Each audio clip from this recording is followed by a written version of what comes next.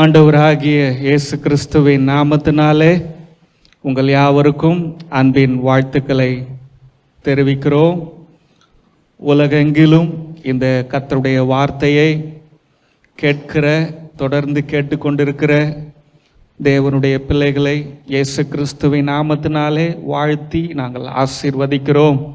உன்னதமான கர்த்தரை நம்பி வந்திருக்கிற உங்கள் யாவருக்கும் கர்த்தர் தாமே, கிறிஸ்துவின் ஆவியானவர் தாமே உங்களுக்கு நிறைவான பலனை தருவாராக, உங்களுக்கு நிறைவான சரீர ஆரோக்கியத்தை தருவாராக. உங்கள் கையின் பிரயாசத்தில், பொருளாதாரத்தில் நிரம்பி வழிகிற ஆசீர்வாதங்களை தந்து உங்கள் குடும்பத்தை மகிழ்ச்சியோடு வாழ வைப்பாராக. கைகளை தட்டி ஹல்லேலூயா, ஆமென், ஹல்லேலூயா. கர்த்தர் ஒவ்வொரு நாளும் என்னை ஆசீர்வதித்து கொண்டிருக்கிறார். நான் நல்லவன் என்பதனால் அல்ல, அவர் நல்லவராக இருக்கிறபடியினாலே. கர்த்தர் நல்லவர், அவர் கிருபை என்றும் உள்ளது. கர்த்தர் நல்லவர், அவர் எல்லா நேரங்களிலேயும் அவர் நமக்கு நல்லவராக இருக்கிறார். ஹல்லேலூயா, அவர் நம்மை ஆசீர்வதிக்கிறார். ஏனென்றால் அவர் கல்வாரி சிலுவையிலே நமக்காக சகலத்தையும் செய்து முடித்தார். ஆமென். இந்த காலை வேளையிலே நாம் கண்களை மூடி ஆண்டவருடைய சமூகத்துக்கு நாம் கடந்து செல்லுவோம். தகப்பனே, இந்த ஆசீர்வாதமான இந்த காலை வேளையிலே அப்பா, இந்த 7வது மாதத்திலே ஆண்டவரே உம்முடைய சமூகத்துக்கு நாங்கள் வருகிறோம். ஆண்டவரே, உம்முடைய வார்த்தையை நீர் எங்களுக்கு உதவி செய்து உம்முடைய வார்த்தையில் இருக்கிற அந்த முழுமையான ஜீவனை, உம்முடைய வார்த்தையில் இருக்கிற அந்த பரிபூர்ணமான ஆசீர்வாதங்களை, அந்த வாழ்க்கையை நாங்கள் பெற்றுக்கொள்ள எங்களோடு கூட இருந்து எங்களுக்கு உதவி செய்யும்படியாக நாங்கள் ஜெபிக்கிறோம். அப்பா, இயேசுவின் மூலம் நாங்கள் ஜெபிக்கிறோம், ஜீவனுள்ள நல்ல பிதாவே, ஆமென். இந்த காலை வேளையில் நாம் இயேசு கிறிஸ்துவனுடைய சரீரத்தை குறித்து நாம் தியானம் செய்ய போகிறோம். அல்லேலூயா, அல்லேலூயா. இயேசு கிறிஸ்துவனுடைய சரீரமும் இயேசு கிறிஸ்துவனுடைய இரத்தமும் ஒரு மனிதனை ஒரு காரியத்தில் கூட விட்டு விடாமல் எல்லா காரியத்திலையும் ஆசீர்வதிக்குது. ஆமென் சொல்றீங்களா? ஆமென். இயேசு கிறிஸ்துவனுடைய இரத்தத்துக்குள்ளே, இயேசு கிறிஸ்துவனுடைய சரீரத்துக்குள்ளே இல்லாத ஆசீர்வாதம் என்று ஒன்று இல்லவே இல்லை. சகல ஆசீர்வாதங்களும், சகல நன்மைகளும், சகலவிதமான சரீர ஆரோக்கியங்களும் இயேசுவின் சரீரத்திலையும் இயேசு கிறிஸ்துவனுடைய இரத்தத்திலையும் நிறைந்து காணப்படுகிறது. ஹல்லேலூயா, ஆண்டவருக்கு நன்றி சொல்லுவோமா? ஒருவேளை இந்த செய்தியை என்னால் முடிக்க முடியல அப்படின்னா அதை முன்கூட்டியே நான் அதை உணர்ந்து என்ன நான் பேச போறேன்றத எல்லா குறிப்புகளையும் நான் முதல்லயே சொல்லிடலான் இருக்கிறேன். இப்படி ஒரு பாஸ்டர் நீங்கள் பார்த்துருக்கிறீங்களா? பிரசங்கம் பண்ணுறதுக்கு முன்னாடி என்ன பிரசங்கம் அவ்வளோத்தையும் சொல்லிடலான் இருக்கிறேன். பாருங்க, யோவான் 6ஆம் அதிகாரம் 48வது வசனம் பார்த்தீங்கன்னா, ஜீவ அப்பம் நானே. இயேசு சொல்றாரு, ஜீவ அப்பம் நானே. 33வது வசனத்தை நீங்க பார்த்தீங்கன்னா, வானத்திலிருந்து இறங்கி உலகத்துக்கு ஜீவனை கொடுக்கிற அப்பமே தேவன் அருளிய அப்பம் என்றார். பாருங்க, இந்த உலகத்தில் இருக்கிற ஒவ்வொரு மனிதனும் ஜீவனை பெற்றுக்கொள்ள வேண்டும், ஒவ்வொரு மனிதனுக்கும் ஜீவனை கொடுக்க வேண்டும் என்று தேவன் வானத்திலிருந்து ஒரு ஜீவனுள்ள அப்பத்தை கொடுத்தார். அந்த அப்பம் யார் என்றால் இயேசு கிறிஸ்துவாக இருக்கிறார். அல்லேலூயா. பாருங்க, இந்த இடத்துல வசனம் சொல்லலை, இந்த உலகத்திலே இயேசு கிறிஸ்துவை ஏற்றுக்கொண்ட பிள்ளைகளுக்கு தேவன் வானத்திலிருந்து ஜீவ அப்பமாகிய இயேசுவை கொடுத்தார் என்று சொல்லவில்லை.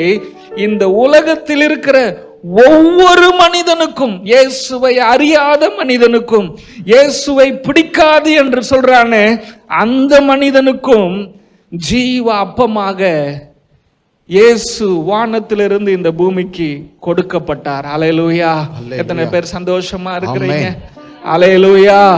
பாருங்க, 58வது வசனத்துல பார்க்கிறோம், வானத்திலிருந்து இறங்கின அப்பம் இதுவே.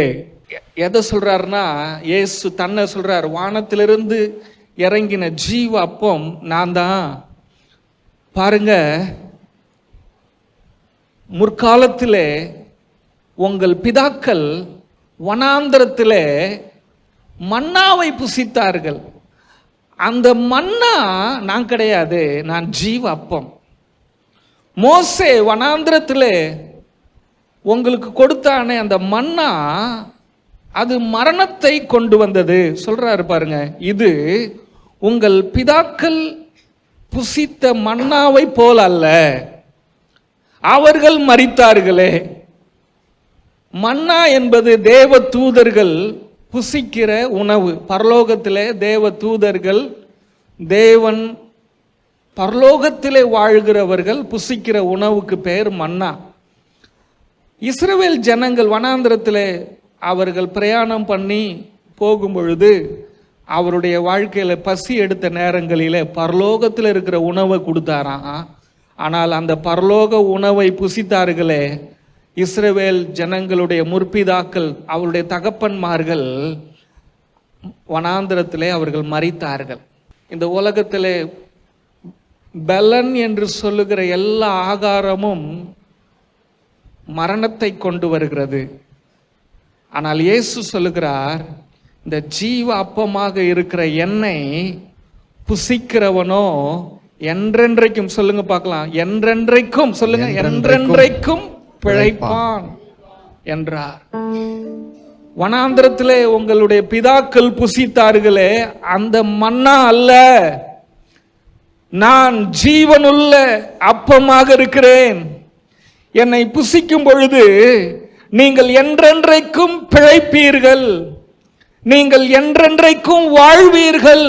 பக்கத்துல பார்த்து சொல்லுங்க, இயேசு கிறிஸ்துவின் அந்த சரீரத்தையும் அவருடைய இரத்தத்தையும் புசித்து அவருடைய உடன்படிக்கையிலே இணைக்கப்பட்ட நீங்கள் என்றென்றைக்கும் வாழ்வீர்கள், என்றென்றைக்கும் ஆரோக்கியத்தோடு வாழ்வீர்கள், என்றென்றைக்கும் சுகத்தோடு வாழ்வீர்கள், என்றென்றைக்கும் வெற்றியோடு வாழ்வீர்கள், என்றென்றைக்கும் ஆசீர்வாதத்தோடு வாழ்வீர்கள். என்றென்றைக்கும் பிழைப்பீங்க அப்படின்னு சொன்னா பாருங்க, இந்த உலகத்துல நிறைய மனுஷங்க 80 வயசு வாழ்றாங்க, 100 வயசு வாழ்றாங்க, பிழைச்சிருக்கிறாங்க, ஆசீர்வாதமா இருக்கிறாங்களா? ஒரு சிலர்லாம் 30-40 வருஷம் வியாதியிலேயே படுத்த படுக்கையிலேயே இருக்கிறாங்க, நடமாடும் சக்கரை ஆலையா இருக்கிறாங்க. என்னங்க, நடமாடும் சர்க்கரை ஆலை. சுகரோட அவங்க 40 வருஷம் 50 வருஷம் வாழ்றாங்க. இதுக்கு பேரும் பிழைப்பு தான். ஆனா ஆண்டவர் சொல்றாரு, என் சரீரத்தை புசித்து என்னுடைய இரத்தத்தை பானம் பண்ணுகிறவர்கள் அவர்கள் என்றென்றைக்கும் ஆரோக்கியத்தோடு வாழ்வார்கள், என்றென்றைக்கும் அவர்கள் ஆசீர்வாதத்தோடு வாழ்வார்கள். அல்லேலூயா. கைகளை தட்டி ஆண்டவருக்கு நாம் நன்றி சொல்லுவோமா? 50வது வசனம் சொல்லுகிறது, இதிலே புசிக்கிறவன் மறியாமல் இருக்கும்படி. பாருங்க, இயேசு கிறிஸ்துவனுடைய சரீரத்தை புசித்து பானம் பண்ணுகிற கர்த்தருடைய பிள்ளையே, உன்னை பார்த்து ஆண்டவர் சொல்றாரு, நீ மறியாமல் இருப்பாய், நீ மரணத்தை காண மாட்டா அப்படின்னு ஆண்டவர் சொல்றாரு. நீ ஜீவனோடு இருப்ப அப்படின்னு ஆண்டவர் சொல்றாரு. ஏன்னா வானத்திலிருந்து இறங்கின அப்பம், இந்த ஜீவ அப்பம் இதுதான். அந்த வானத்திலிருந்து இறங்கி வந்த ஜீவ அப்பமாக இருக்கிறேனே நான், என்னுடைய தன்மை என்னவென்றால், என்னை புசிக்கிறவன், என் ரத்தத்தை பானம் பண்ணுகிறவனுடைய சரீரத்திலே மரணத்தை காண்பதில்லை. கைகளை தட்டி நன்றி சொல்லுங்க.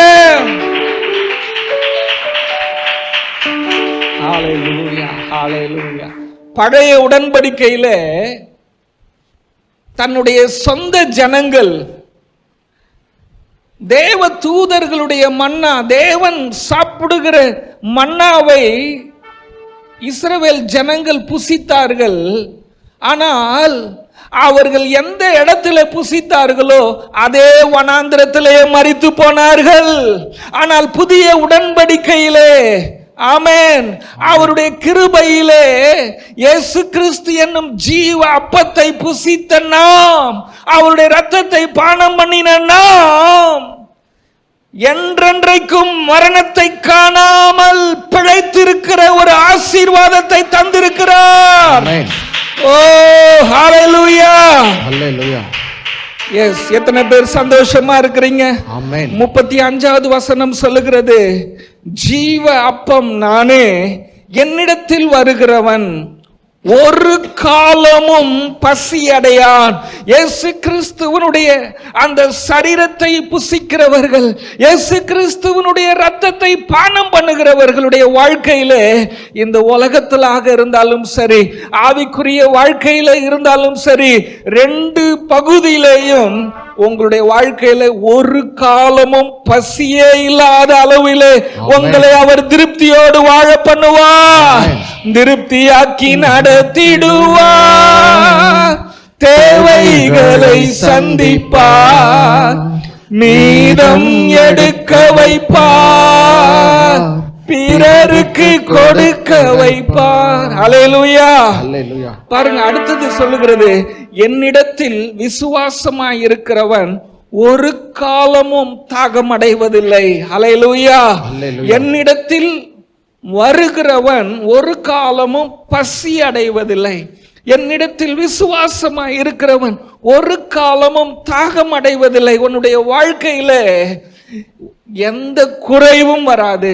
ஆவிக்குரிய வாழ்க்கையில இன்றைக்கு ஒரு கூட்ட விசுவாசிகளுக்கு ஆவிக்குரிய வாழ்க்கையில இன்னும் நான் பரிசுத்தமாகலையே, இன்னும் நான் ஜெபத்துல வளரலையே, இன்னும் நான் விசுவாசத்துல வளரலையே, இன்னும் நான் உபவாசத்துல வளரலையே என்று சொல்லி அநேகர் விரக்தியில இருக்கிறார்கள்.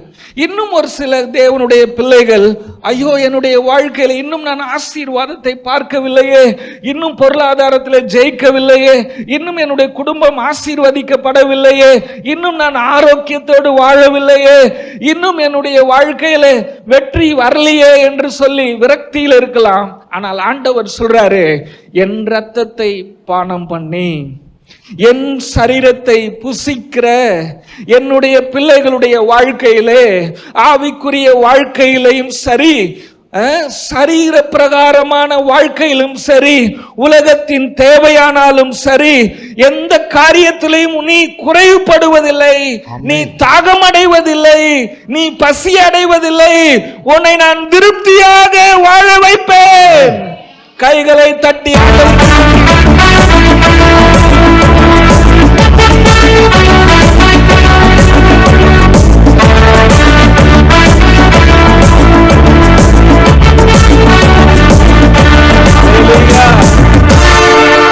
பாருங்க, அந்த இயேசு கிறிஸ்துவனுடைய சரீரத்தையும் அவருடைய இரத்தத்தையும் புசித்து பானம் பண்ணுகிற தேவனுடைய பிள்ளைகளுடைய வாழ்க்கையில தேவன் கொடுக்கிற ஆசீர்வாதங்கள் நம்பர் 1 என்னன்னா பரிபூரணமான பராமரிப்பு. சொல்லுங்க பார்க்கலாம், பரிபூரணமான பராமரிப்பு. நீங்க எழுதி கொள்ள வேண்டிய வார்த்தை, அவருடைய இரத்தத்தையும் அவருடைய சரீரத்துக்கும் பங்குள்ளவர்களாக, உரிமை உள்ளவர்களாக, சொந்தக்காரராக இருக்கிற கர்த்தருடைய பிள்ளையே, உன்னுடைய வாழ்க்கை எப்படி இருக்கும் அப்படின்னு சொன்னா பரிபூரணம் நிறைந்த ஒரு பராமரிப்பு. பாருங்க, சின்ன வயசுல நாங்க ஹாஸ்டல்ல படித்தோம். ஆனால் எங்களுக்கு பரிபூரணமான பராமரிப்பு இல்லை, திருப்தியான உணவு இல்லை, பற்றாக்குறையான உணவு, பற்றாக்குறையான பராமரிப்பு. ஆண்டவர் சொல்றாரு, என்னுடைய ரத்தத்தையும் என்னுடைய சரீரத்தையும் புசித்து பானம் பண்ணுகிற கர்த்தருடைய பிள்ளையே, உன்னை நான் பரிபூர்ணமாய் உன்னுடைய குடும்பத்தை நான் பராமரிப்பேன், உன் வாழ்க்கையை நான் பராமரிப்பேன்னு சொல்றார். 2வது, அவருடைய அப்பத்தை புசித்து பானம் பண்ணுகிறவர்களுக்கு அவர் கொடுக்கிற ஆசீர்வாதம் என்னன்னா, உன்னுடைய ஆத்துமாவுக்கு, உன்னுடைய சரீரத்துக்கு, உன்னுடைய ஆவிக்குரிய வாழ்க்கைக்கு மிகப்பெரிய பலனை கொடுக்கிறது, ஆரோக்கியத்தை கொடுக்கிறது, ஜீவனை கொடுக்கிறது. ஹல்லேலூயா. மூன்றாவது, அவருடைய சரீரத்தையும் அவருடைய இரத்தத்தோடு இணைக்கப்பட்டிருக்கிற உங்களுக்கு அவர் கொடுக்கிற ஆசீர்வாதம் என்றால் கிருபை. கிருபையிலே அவர் சிலுவையிலே உங்கள் மேல் வெளிப்படுத்தின தியாகமான அன்பு, நிபந்தனை இல்லாத அன்பை வெளிப்படுத்துகிறார், அன்பு செலுத்துகிறார். அவர் உங்களோடு ஒரு புதிய உடன்படிக்கையை செய்திருக்கிறார். அல்லேலூயா. இந்த உடன்படிக்கை என்பது அதுதான் மிகப்பெரிய ஒரு ஆசீர்வாதத்தின் திறவுகோலாக இருக்கிறது. அல்லேலூயா. இன்றைக்கு கிறிஸ்தவ வாழ்க்கையில மிகப்பெரிய அளவிலே உன்னதமான ஆசீர்வாதத்தில் வாழ்கிற தேவனுடைய ஊழியர்களுடைய வாழ்க்கையினுடைய ரகசியம் பார்த்தீங்கன்னா அவருடைய அந்த புதிய உடன்படிக்கை, அவருடைய இரத்தத்தோடும் அவருடைய சரீரத்தோடும் இணைக்கப்பட்டதை அவர்கள் விசுவாசிக்கிறார்களே, அதை அறிக்கை செய்யறதுனால அவ்வளோ பெரிய ஆசீர்வாதத்திலே வாழ்ந்து கொண்டிருக்கிறார்கள். அல்லேலூயா. இந்த ஆசீர்வாதத்தை கர்த்தர் உங்களுக்கு தர அவர் போதுமானவராக இருக்கிறார். கடந்த சில வாரங்களாக அவருடைய உடன்படிக்கையை நான் ஒவ்வொரு நாளும் அவருடைய சரீரத்தையும் அவருடைய இரத்தத்தையும் தொடர்ந்து என்னுடைய தனிப்பட்ட வாழ்க்கையில் நான் அனுசரித்து கொண்டிருக்கிறேன். அந்த உடன்படிக்கையை கனப்படுத்தி கொண்டிருக்கிறேன். அதை புசித்து பானம் பண்ணி கொண்டே இருக்கிறேன். என் சரீரத்தில் ஏராளமான மாற்றங்களை என்னால் பார்க்க முடிகிறது. ஏராளமான சுகத்தை ஆவிக்குரிய வாழ்க்கையிலேயும் சரீர காரியத்திலேயும் இந்த உலகத்திலே ஆசீர்வாத காரியங்களிலேயும் ஏராளமான வளர்ச்சியை, பெருக்கத்தை என்னுடைய வாழ்க்கையில என்னால் பார்க்க முடிகிறது. அல்லேலூயா. அவருடைய அந்த சரீரமும் அவருடைய இரத்தமும் அது புதிய உடன்படிக்கையின் ஆசீர்வாதங்களை, கிருபையிலே கல்வாரி சிலுவையிலே செய்து முடிக்கப்பட்ட ஆசீர்வாதங்களை கொண்டு வருகிறதாக இருக்கிறது. அல்லேலூயா. நாலாவதாக, அவருடைய இரத்தமும் அவருடைய சரீரமும் நமக்கு கொண்டு வருகிற ஆசீர்வாதம் என்ன தெரியுமா? நமக்கு ஜீவனின் ஆளுகையை கொண்டு வருகிறது. மன்னா அது பழைய ஏற்பாட்டு காலத்திலே கொடுக்கப்பட்டது. அது ஒரு நிழலாக இருக்கிறது, இயேசு கிறிஸ்துவுக்கு நிழலாக இருக்கிறது. அந்த மன்னா மோசையினால் கொடுக்கப்பட்டது.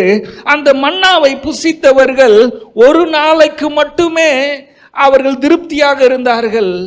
மறுநாள் வந்த பின்பு திரும்பவும் மன்னா தேவைப்பட்டது. திரும்பவும் அவர்கள் திருப்தியாக வேண்டும் என்றால் ஒவ்வொரு நாளுக்கும் அந்த மன்னா தேவைப்பட்டது. இறுதியிலே அந்த மன்னாவை சாப்பிட்டவர்கள் அந்த வனாந்தரத்திலே மரித்து போனார்கள்.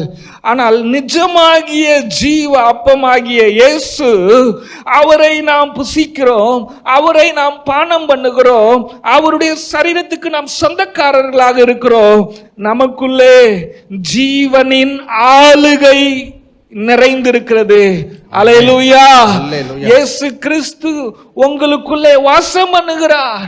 அவர் புதிய உடன்படிக்கையின் ஜீவனின் ஆளுகையின் வல்லமையை உனக்குள்ளே தந்திருக்கிறார். அஞ்சாவதாக, இந்த சரீரத்தையும் இந்த இரத்தத்தையும் புசித்து பானம் பண்ணுகிறவர்களுக்கு அவர் கொடுக்கிற ஆசீர்வாதம் அஞ்சாவது என்ன தெரியுமா? இயேசு கிறிஸ்துவின் சரீரத்துக்குள்ளே ஆதாம் இழந்த எல்லா ஜீவனையும் ஆசீர்வாதங்களையும் திரும்பவும் உங்களுடைய வாழ்க்கையில கொண்டு வருகிறது. கைகளை தட்டி அல்லேலூயா. அவருடைய திருவிருந்து, அவருடைய இரத்தம், அவருடைய சரீரம் ஆதாம் இழந்த சகல ஆசீர்வாதங்களை கொண்டு வருகிறது. ஆமென். திரும்பவும் தேவனுடைய ஜீவனை, ஜோயே ஜீவனை உங்களுக்குள்ளே கொண்டு வருகிறது. ஆறாவதாக, அவருடைய புதிய உடன்படிக்கையின் ஆசீர்வாதம் என்ன அப்படின்னு பாத்தீங்கன்னா, இந்த அப்பத்தை புசிக்கிறவர்கள், இந்த இரத்தத்தை பானம் பண்ணுகிறவர்கள் என்றென்றைக்கும் பூரணராக்கப்பட்ட பரிசுத்தவான்களாக மாற்றப்பட்டு இருக்கிறார்கள். அல்லேலூயா. அவருடைய அந்த திருவிருந்துக்கு பங்காளியாக, உரிமையாக, சொந்தக்காரராக இருக்கிற கர்த்தருடைய பிள்ளையே, உன்னுடைய வாழ்க்கை என்றென்றைக்கும் பூரணமாக்கப்பட்ட பரிசுத்தவான்களாக, பரிசுத்த வாட்டியாக உன்னை மாற்றி இருக்கிறது. அல்லேலூயா. ஏழாவதாக பார்க்கும் பொழுது, அவருடைய அந்த புதிய உடன்படிக்கை நமக்கு என்ன ஆசீர்வாதங்களை தந்திருக்கிறது என்றா, பரிபூரணமான ஜீவனை அடைந்த அந்த ஜீவனை நாம் பெற்றுக்கொண்டோம். அவருடைய பரிபூரணமான ஜீவனை நாம் பெற்றுக்கொண்டோம். அல்லேலூயா. ஒரு நிறைவான வாழ்க்கையை நாம் பெற்றுக்கொண்டோம் என்று வேத வார்த்தை சொல்லுகிறது. அல்லேலூயா.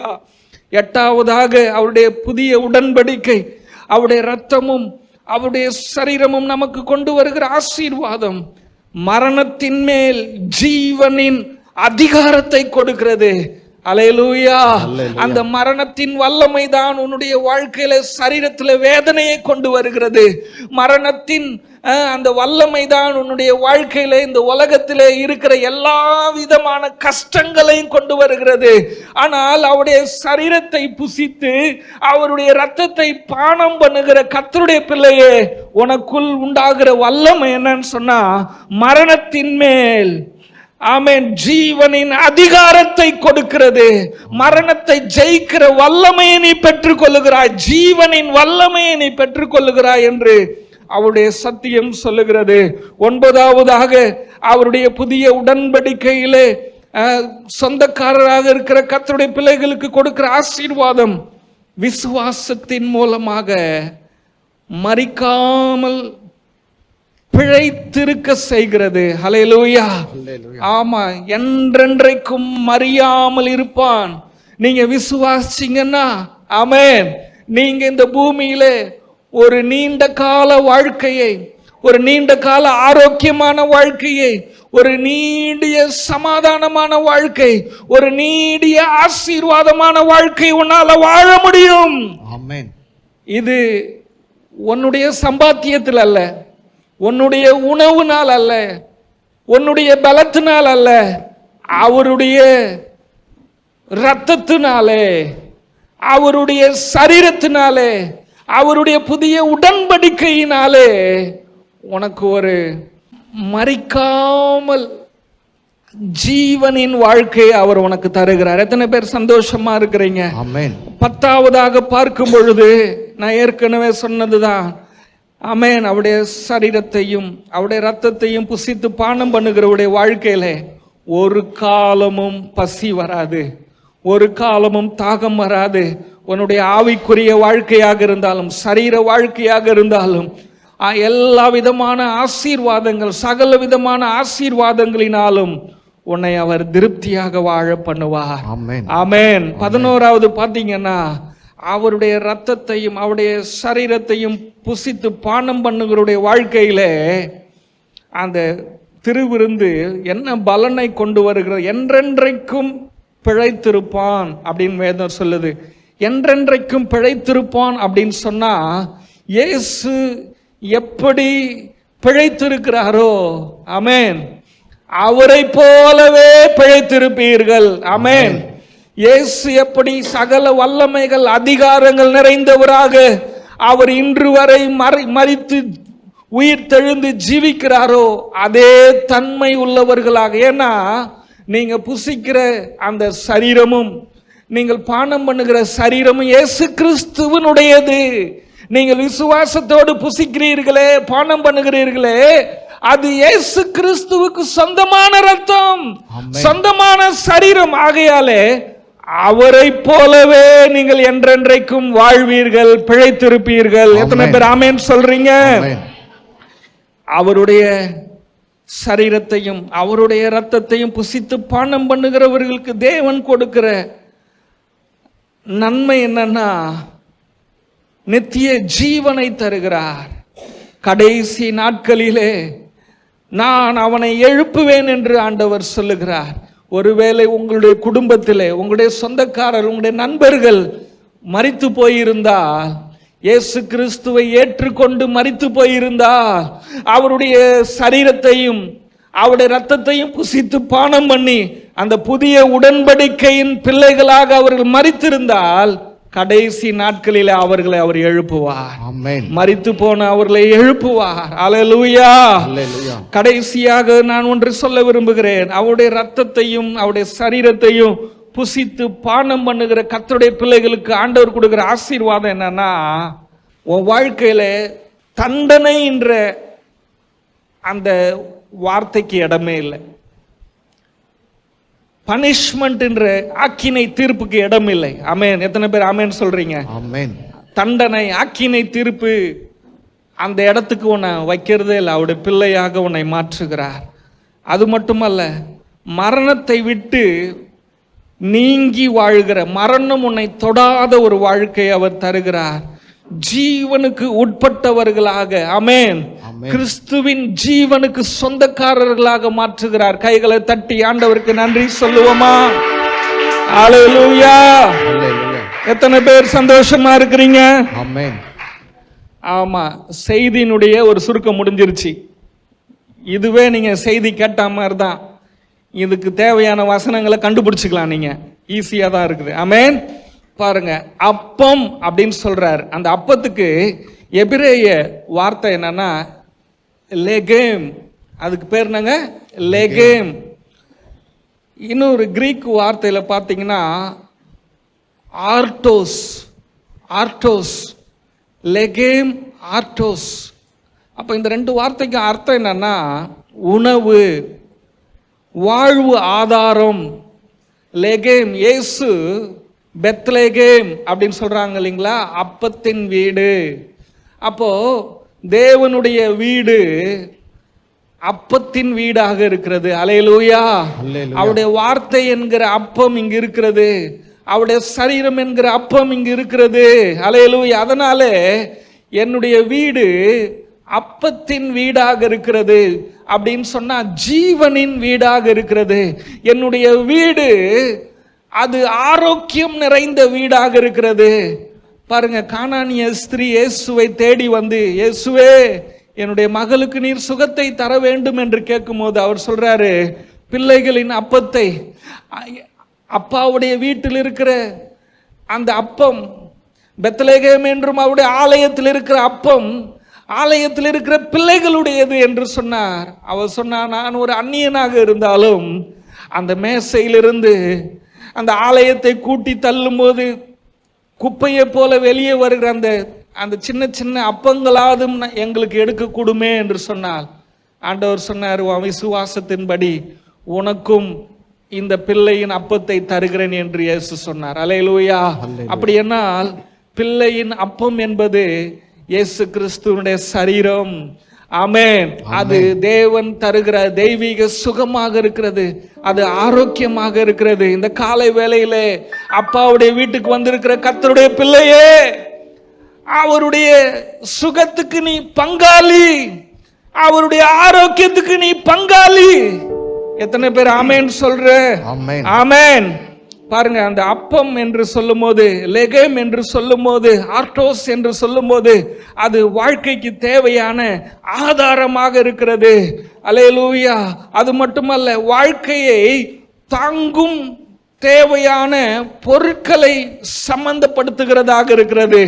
தேவன் நான் உனக்கு ஜீவ அப்பம் என்று சொன்னார் அப்படின்னா அது உனக்கு ஆவிக்குரிய வாழ்க்கைக்கு மட்டுமல்ல, அவருடைய உடன்படிக்கைக்கு சொந்தக்கார மகனாக மகளாக நீங்க மாறிட்டீங்கன்னு சொன்னா உங்க வாழ்க்கைக்கு தேவையான சகல விதமான நன்மைகளையும் உங்களுக்கு பெற்று தருகிற உடன்படிக்கை, பெற்று தருகிற சரீரம், பெற்று தருகிறதான ரத்தம், நன்மையானவைகளை பேசும் ரத்தம், சகலவித நன்மையும் உனக்கு கிடைக்க வேண்டும் என்று பரிந்து பேசுகிற ரத்தம். ஆமென் சொல்வீங்களா?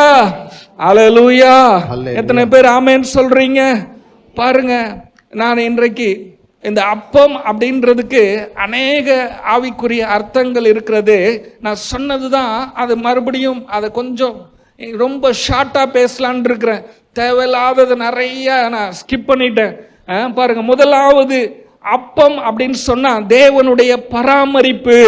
அவருடைய அப்பம், ஜீவ அப்பம் ஆகிய அவருடைய சரீரம், ஆமென், உயிர் தெழுந்த அந்த சரீரம் அது உங்களுக்குள்ள இருக்கிறது. அவருடைய ரத்தம் உங்களுக்குள்ள இருக்கிறதுனால அவர் தினசரி ஒவ்வொரு நாளும் உங்கள் குடும்பத்தை, உங்க தனிப்பட்ட வாழ்க்கையை பராமரிக்கிறவராக இருக்கிறார், போஷிக்கிறவராக இருக்கிறார். எத்தனை பேர் விசுவாசிக்கிறீங்க? பரமண்டல ஜபங்களை நீங்க பாத்தீங்கன்னா அந்த ஜபத்துல சொல்லுது, எங்களுக்கு வேண்டிய ஆகாரத்தை அன்றன்று எங்களுக்கு வேண்டிய ஆகாரத்தை எங்களுக்கு தாரும். ஆமென்.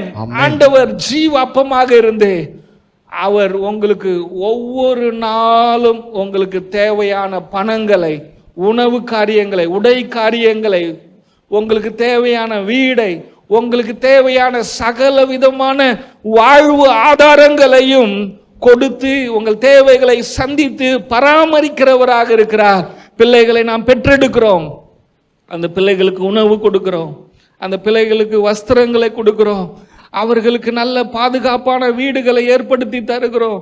அவர்களுக்கு ஒவ்வொரு வயது வரும்போது அவர்களுக்கு என்ன தேவையோ வாகனங்களை வாங்கி தருகிறோம், அவர்களுக்கு தேவையான படிப்பை கொடுக்கிறோம். அதே போல நம்முடைய அப்பா, அவரும் உங்களுக்கு அப்பா தான். எப்படி உங்களை பெற்றவர் ஒரு அப்பா இருக்கிறாரோ அதே போல அப்பா உன்னோடு இருக்கிறார். ஏசப்பா உன்னோடு இருக்கிறார். தாயும் தந்தையுமாய் நல்ல ஒரு ஆவியானவர் உன்னோடு இருக்கிறார். அவர் உன்னை பராமரிக்க விரும்புகிறார். அவர் உன்னுடைய எல்லா தேவைகளையும் சந்திக்க விரும்புகிறார். முதலாவது அந்த ஜீவ அப்பம் உனக்கு தேவையான எல்லாவற்றையும் சந்திக்கும். இரண்டாவது அப்பம் என்று சொன்னால் தேவனுடைய வார்த்தை. ஆமென். அவருடைய வார்த்தை சொல்லுகிறது, மனிதன் அப்பத்தினால் மாத்திரமல்ல, தேவனுடைய வாயிலிருந்து புறப்படுகிற ஒவ்வொரு வார்த்தையினாலும் மனிதன் பிழைப்பான். அப்ப பாருங்க, என்னுடைய வார்த்தை ஆவியாயும் ஜீவனாயும் வல்லமையாயும் இருக்கிறது என்று எபிரேயர்ல சொல்லப்பட்டிருக்கிறது. தேவனுடைய வார்த்தை, அப்பம் என்றால் தேவனுடைய வார்த்தை. அந்த வார்த்தையில ஜீவன் இருக்குது, வல்லமை இருக்குது. அது அந்த வார்த்தையில உயிர்ப்பிக்கிற சக்தி இருக்குது. அல்லேலூயா. அப்போ அப்பம் என்று சொல்லும் போது தேவனுடைய வார்த்தை. இப்ப நீங்க தேவனுடைய வார்த்தையை கேட்கிறீங்க. இப்போ உங்க வாழ்க்கையில என்ன வேணும் நீங்க விசுவாசிக்கிறீங்களோ அந்த எந்த காரியமாக இருந்தாலும் அந்த வார்த்தையில் இருக்கிற ஜீவன் நீங்கள் விரும்புகிற விசுவாசிக்கிற காரியங்களை உருவாக்கும். ஏனென்றால் அது ஜீவன் உள்ளதாக இருக்கிறது. மனுஷன் பேசுற வார்த்தையிலேயே ஒரு தோல்வியின் ஜீவன் இருக்கிறது, வெற்றியின் ஜீவன் இருக்கிறது. வார்த்தையின் வல்லமை உள்ளவனாக தான் மனிதனை படைத்தார். ஆமென். மனுஷனை தவிர தேவன் படைச்ச ஜீவன்களுக்கு வார்த்தையின் வல்லமை இல்லை, மனுஷனுக்கு மட்டும்தான். அது எதை காட்டுதுன்னா, மனிதன் தேவனை போன்ற தன்மை உள்ளவன். தேவன் எப்படி பேசி எல்லாவற்றையும் உருவாக்குனாரோ அதே போல தேவனுடைய வார்த்தையை மனிதன் பேசும்போது அவனுடைய வார்த்தையிலே ஜீவன் இருக்கிறது, வல்லமை இருக்கிறது, ஒரு காரியத்தை உயிர்ப்பிக்க செய்யும். ஆமென். பாருங்க, ஒருவன் இன்னொரு மனிதனை திட்டுகிறான், ஆபாசமாக அவமானமாக திட்டுகிறான். திட்டின உடனே அந்த வார்த்தையை கேட்ட இன்னொரு மனிதன் அவன் போய் நாண்டு கொண்டு தூக்கு போட்டு மறிக்கிறான். ஏன் மறிக்கிறான்? இந்த வார்த்தைக்கா சாவ அப்படின்னு நீங்க சொல்ல முடியுமா? அந்த வார்த்தை அவனுக்கு அவமானத்தை கொண்டு வந்துருச்சு. இவ்வளோ பெரிய வார்த்தையை கேட்டு நான் இந்த பூமியில இன்னுமே வாழணுமா அப்படின்னு போய் தூக்க மாட்டேங்கிறான். அப்போ தோல்வியின் வல்லமை வார்த்தையில் இருக்கிறது, வெற்றியின் வல்லமை வார்த்தையில் இருக்கிறது, வார்த்தைக்கு ஜீவன் இருக்கிறது. எனக்கு அருமையான கர்த்தருடைய பிள்ளையே, அவருடைய சரீரத்தை புசித்து பானம் பண்ணுகிற உன்னுடைய வாழ்க்கையிலே இந்த புதிய உடன்படிக்கை கொடுக்கிற ஆசீர்வாதம் என்னன்னா, உன்னுடைய வார்த்தைக்கு வல்லமை உண்டாக்குது, உன்னுடைய வார்த்தைக்கு ஜீவனை கொடுக்குது, உன்னுடைய வார்த்தைக்கு உயிர்ப்பிக்கிற ஆற்றலை கொடுக்கிறது. கைகளை தட்டி ஹல்லேலூயா.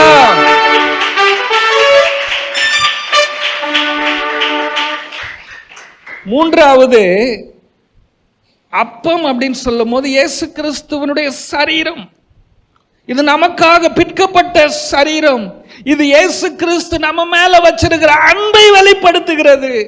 கல்வாரி சிலுவையிலே உங்களையும் என்னையும் அவர் பெற்றெடுத்தார். தன் ரத்தத்தை சிந்தி, ஒரு தாய் தன் ரத்தத்தை சிந்தி தன்னுடைய சரீரத்தை கிழிக்க ஒப்பு கொடுத்து ஒரு பிள்ளையை இந்த பூமிக்கு கொண்டு வருகிறார். இந்த பூமியில பாவத்திலையும் சாபத்திலையும் வியாதியிலையும் வறுமையிலும் வாழ்ந்த உங்களையும் என்னையும் அவருடைய பரிசுத்தமான ஜனமாக, நீதிமானாக, வெற்றியுள்ள மனிதனாக, ஒரு புதிய சிருஷ்டியாக நம்மை இந்த பூமியில மாற்றும்படியாக தன்னுடைய ஜீவனை கொடுத்தார். தன்னுடைய இரத்தத்தை கொடுத்தார். அதனுடைய உள்நோக்கம், மூல ஆதாரம் உங்கள் மேல் வைத்த அன்பு, உங்கள் மேல் வைத்த பிரியம், உங்கள் மேல் வைத்த நேசம். நீங்கள் அவருக்கு நேச குமாரர்கள், நீங்கள் அவருக்கு நேச குமாரத்திகளாக இருக்கிறீர்கள். கைகளை தட்டி ஓ ஹalleluya, ஹalleluya, ஆமென், ஆமென். பாருங்க, அந்த பழைய உடன்படிக்கைக்கும் புதிய உடன்படிக்கைக்கும் அந்த மன்னாவுக்கும் அப்பத்துக்கும் என்ன வித்தியாசம் அப்படின்னா, பாருங்க, அந்த மன்னா பரலோகத்திலிருந்து வந்துச்சு. மன்னா உடல் பசியை தீர்க்கக்கூடியது. சரீரத்துக்கு வர பசிய அது தீர்க்கும். ஒரு நாளுக்கு தேவையான அளவு மட்டும்தான் கொடுக்கப்பட்டுச்சு. அந்த மன்னா ஒரு நாளுக்கு தேவையான அளவுக்கு கொடுக்கப்பட்டுச்சு. இஸ்ரவேல் ஜனங்கள் பூமியில அவங்க பிரயாணம் பண்ணும்போது அந்த மன்னா அவர்களை ஆதரித்தது. ஆனால் அவர்கள் மரணத்தை ஜெயிக்கவில்லை. மரணத்தை ஜெயிக்கல. அந்த மன்னாவை புசித்தவர்கள் மரணத்தின் மேல் ஜெயம் எடுக்கவில்லை. ஆசீர்வாதங்களை சுதந்தரிக்கவில்லை. வாக்குத்தத்தங்களை சுதந்தரிக்கவில்லை. ஆனால் அவருடைய புதிய உடன்படிக்கையின் அந்த ஜீவ அப்பத்தை புசித்த நீங்கள் மரணத்தை ஜெயித்தீர்கள். நீங்கள் வாக்குத்தத்தங்களை எல்லாம் சுதந்தரித்துக் கொண்டீர்கள். ஏற்கனவே கிருபையிலே செய்து முடிக்கப்பட்டது. ஆமென்.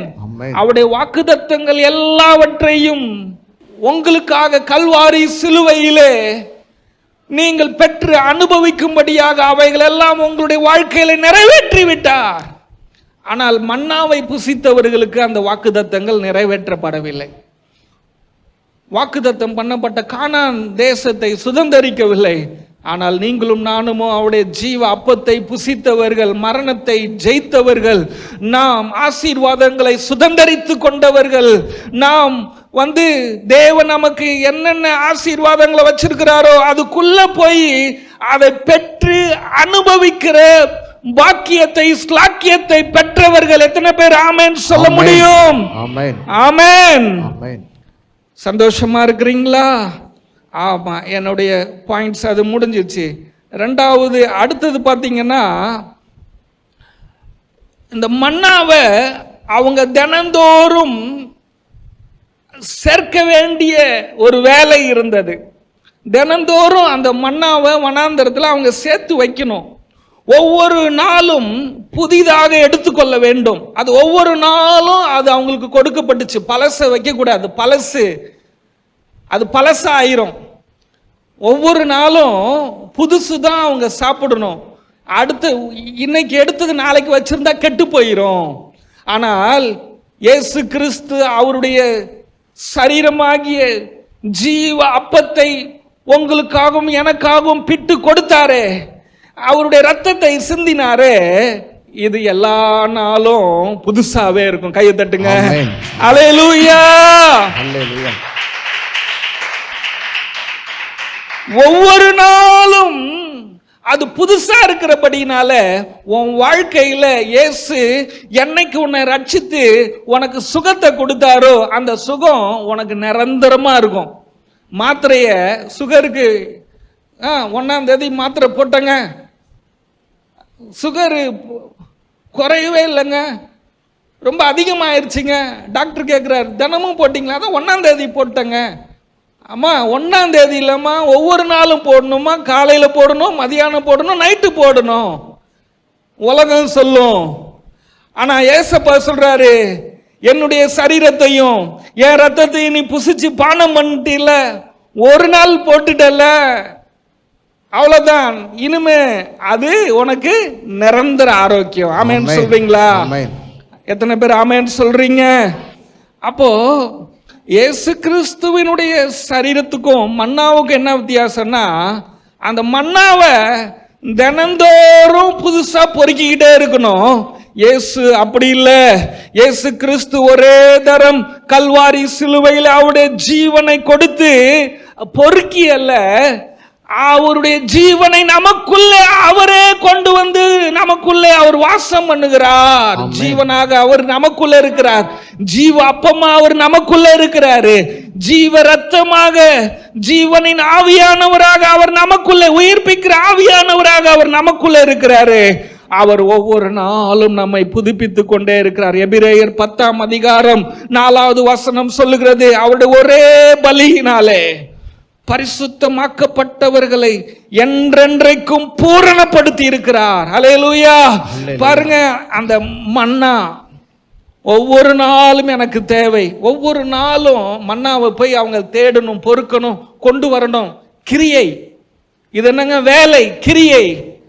ஒவ்வொரு நாளும் அதை பொறுக்கணும், ஒவ்வொரு நாளும் கொண்டு வரணும், சமைக்கணும், ஒவ்வொரு நாளும் புசிக்கணும், அது அன்னைக்குள்ள முடிச்சிடணும். நிபந்தனை, அடுத்த நாள் கொண்டு போகக்கூடாது. மன்னா நிபந்தனை.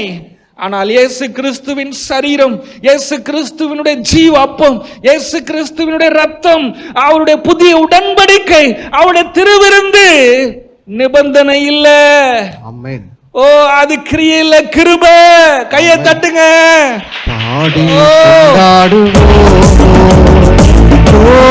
நன்றி சொல்லுவோம், பாடி கொண்டாடுவோம்,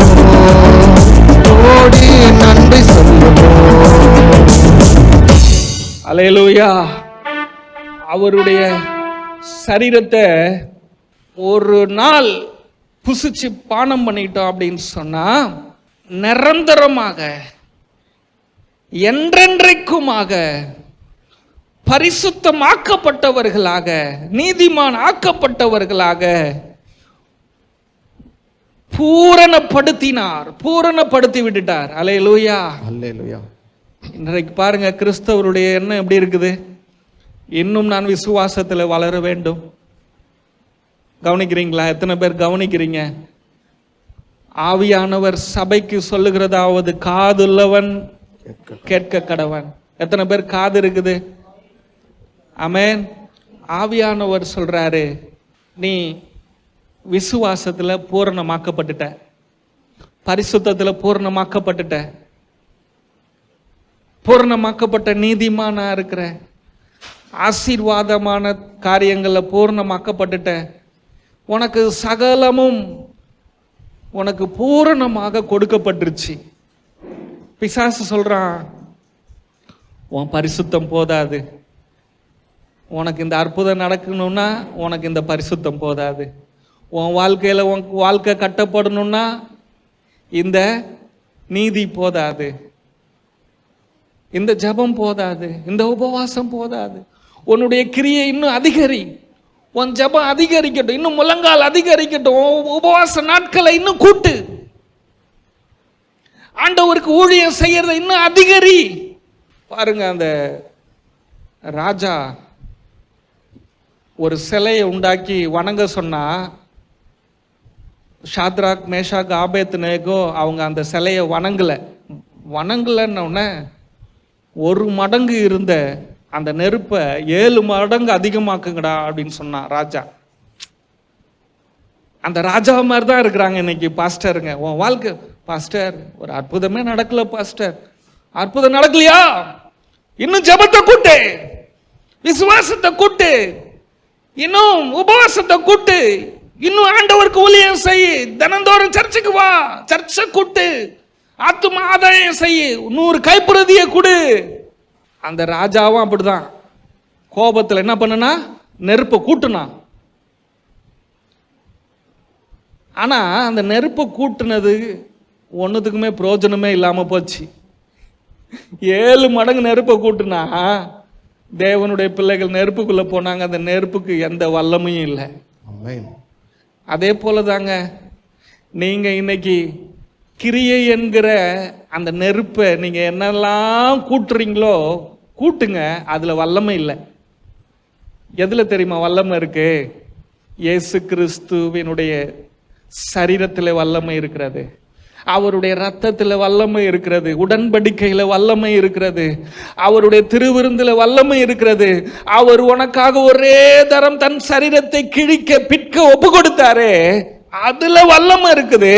அந்த வல்லமை உன்னை எல்லா காலத்திலையும் உன்னை நிரந்தரமான நீதிமான் ஆக்கியிருக்குது, பரிசுத்தவானா மாத்தி இருக்குது, என்றென்றைக்கும் உன்னை பூரணமாக்கி இருக்குது. என்னன்னைக்கும் நீ பூரணம் தான், இன்னைக்கும் நீ பூரணமானவன் தான், நாளைக்கும் பூரணமானவன் தான், இன்னும் அடுத்த மாசத்துக்கும் நீ பூரணமான மகன் தான். எத்தனை வருஷம் இந்த பூமியில நீ வாழ்ந்தாலும் நீ பூரணமாக்கப்பட்ட நீதிமான் தான், நீ பூரணமாக்கப்பட்ட பரிசுத்தவான் தான், நீ சகல காரியத்திலையும் பூரணமாய் ஆசீர்வதிக்கப்பட்ட பிள்ளைதான். கைகளை தட்டி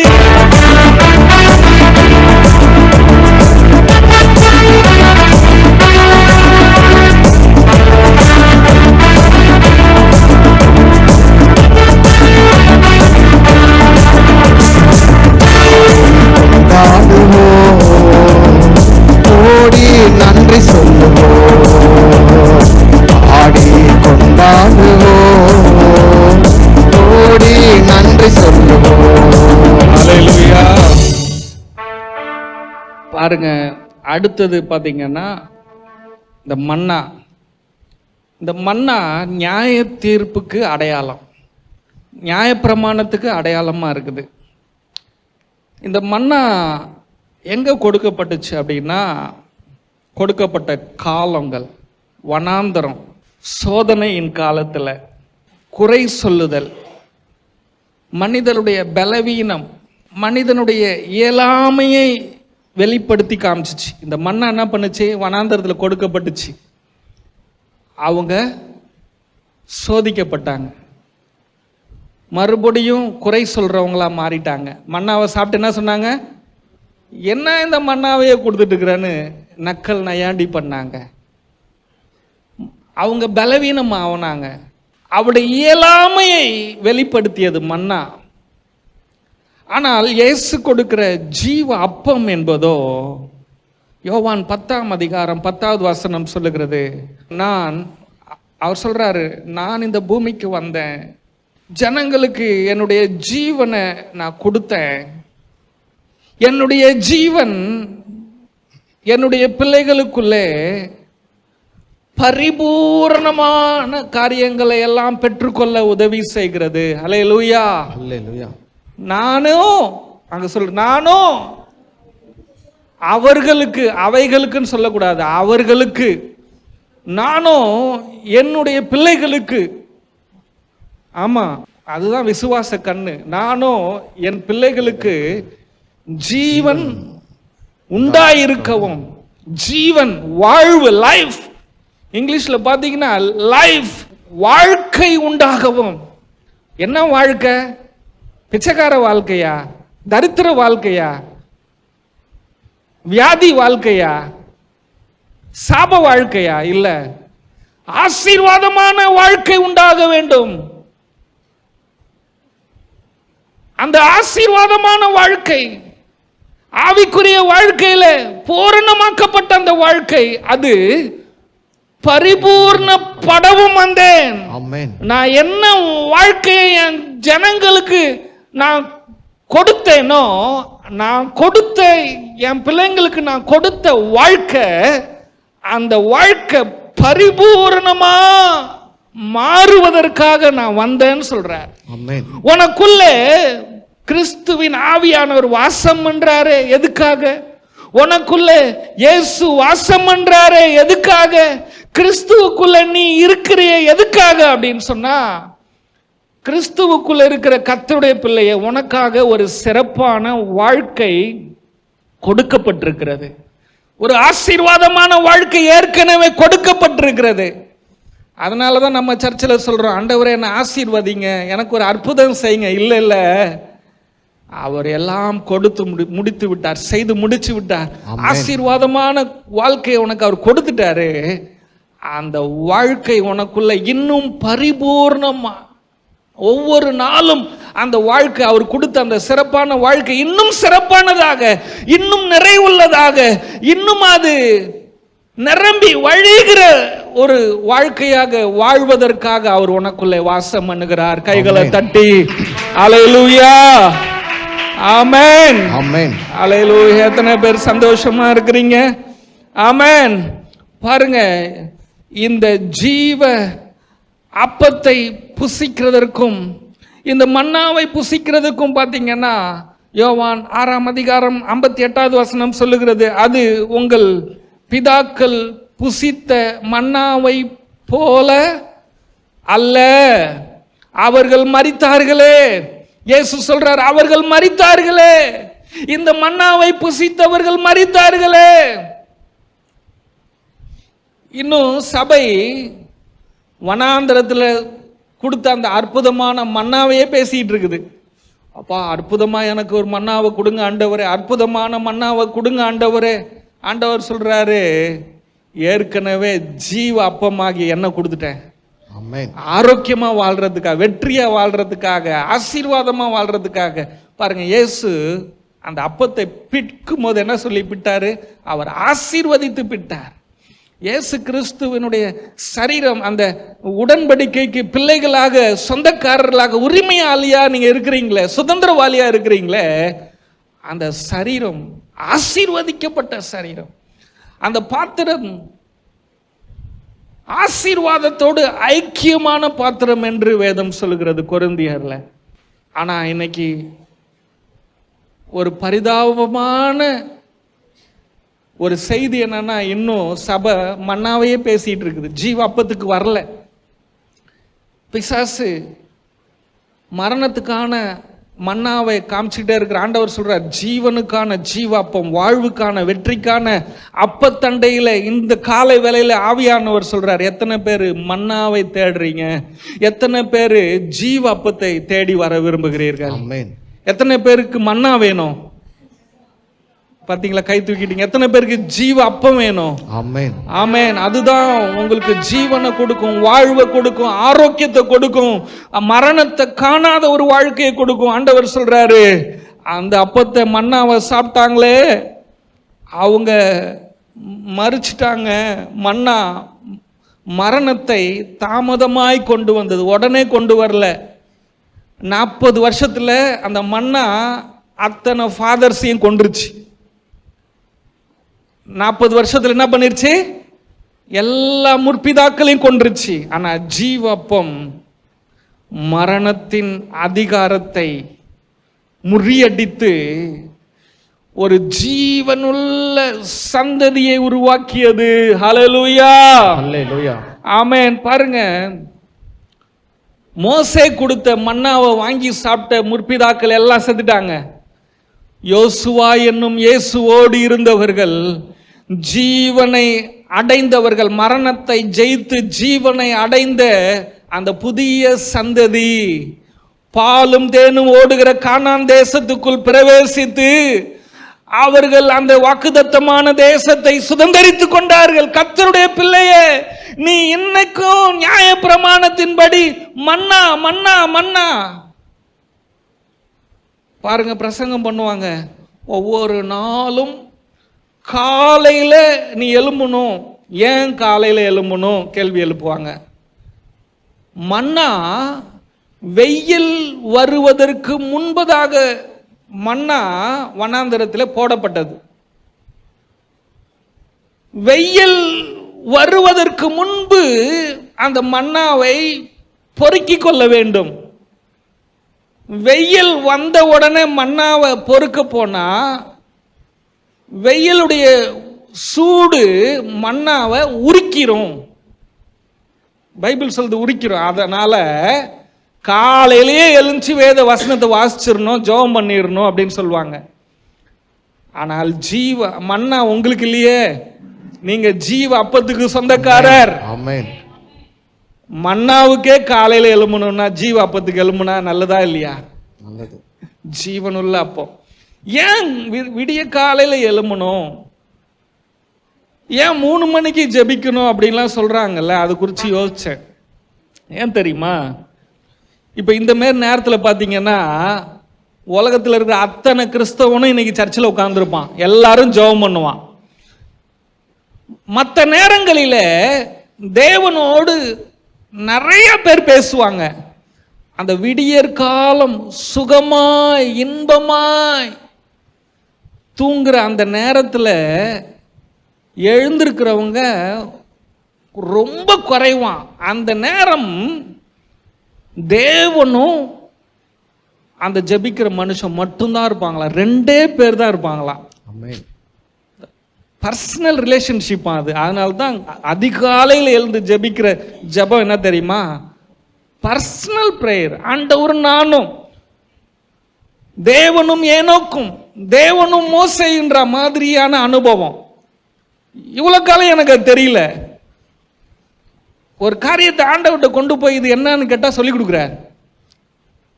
நான் கூட நினைச்சேன் அதிகாலை என்னடா இப்படி சொல்றாங்க. அப்போ ஆண்டவர் சொன்னார், அதிகாலை ஜெபம் என்பது எல்லாரும் தூங்கும் போது பாருங்க, இயேசு எல்லாரும் தூங்கும் போது 3 மணிக்கு எழுந்துச்சு போயிடுவாராம், மலைக்கு போயிடுவாராம். ஏன் தெரியுமா? முதல் இந்த உலகத்திலேயே தேவனை சந்தித்த ஆள் யாருன்னா இயேசு தான்.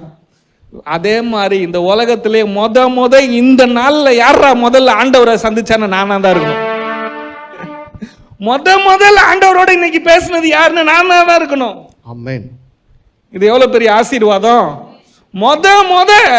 இந்த புதிய நாள்ல உலகத்திலேயே நான் தான் ஆண்டவரை முதல்ல பேசினேன் அப்படின்ற லிஸ்ட்ல நீங்க வந்துட்டீங்கன்னா நீங்க ஆசீர்வதிக்கப்படாம இருக்க முடியுமா? சொல்லுங்க. கேட்க நல்லா தான் இருக்குது, இத வாழ்க்கையில அனுபவமாக்குறது குதிரை கொம்பா தான் இருக்குது. 2வது உங்களுக்காக நான் சொன்னது உண்மையா இல்லையா? எத்தனை பேர் இன்னைக்கு இனிமே எழும்புறீங்க? முதல்ல ஒரு வைராக்கியம் வரணும். மற்றவன் எல்லார விட நான் தாண்டா முதல்ல ஆண்டவர்கிட்ட பேசணும். ஆமென். முதல்ல இப்படி ஒரு வைராக்கியம் வரணும். ஆமென் சொல்வீங்களா? ஆமென். எல்லா நேரத்திலும் நல்லா தூங்குறவங்க, நான் எல்லா நேரத்திலும் நல்லா தூங்குவோம். ஆனா டூருக்கு போறோம், காலையில 4 மணிக்கெல்லாம் பஸ் வருது அப்படின்னு சொன்னா தூக்கம் வருமாங்க? வராது. டூருக்கு பஸ் வருது, 4 மணிக்கு எழுந்திரிக்கலாம், பஸ் போயிரும், நம்மளை விட்டுட்டு போயிடுவாங்க. ஐயா, நீ இந்த மாதிரி ஆர்வமா முழிச்சிருந்தீங்கன்னா உனக்கு தேவையான ஆசீர்வாதங்கள் என்னைக்கே வந்திருக்கும். ஆமென். ஆமென். சாதாரண டூருக்கு முழிச்சிட்டு இருக்கிறாங்க. ஆனா உங்க வாழ்க்கையை மாத்திர ஆண்டவர், அவரை நீங்க தேடினீங்கன்னா உலகத்தையே சுத்தி பார்க்க வைப்பாருங்க. ஆமென். உலகம் முழுசா டூருக்கு கூட்டு போவாருங்க. ஆமென் சொல்றீங்களா? ஆமென். எத்தனை பேர் சந்தோஷமா இருக்கிறீங்க? இயேசு கிறிஸ்துவனுடைய அந்த சரீரத்தை, அவருடைய ரத்தத்தை புசிச்சு பானம் பண்றவங்க மரிக்க மாட்டாங்களா, மரணத்தை காண மாட்டாங்கன்னு வேதம் சொல்லுது. எத்தனை பேர் இதை நம்புறீங்க? எந்த வியாதியும் பிரச்சனையும் எனக்கு மரணத்தை கொண்டு வர முடியாது. விசுவாசிங்க.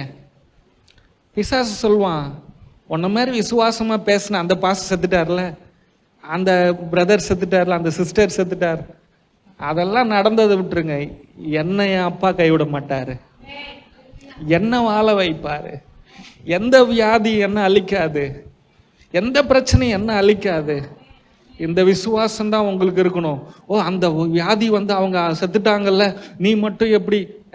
அது மற்றவங்களுக்கு என்ன நடந்துச்சோ, நான் அவங்க நல்லவங்க கெட்டவங்க யாருக்கும் எந்த வார்த்தையும் நான் சொல்ல விரும்பல.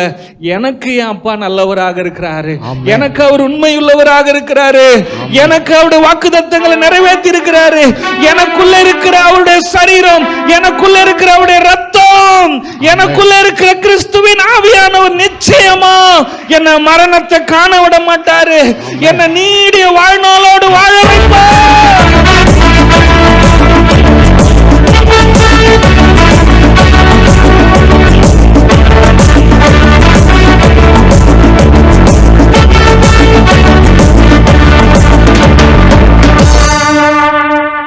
அல்லேலூயா.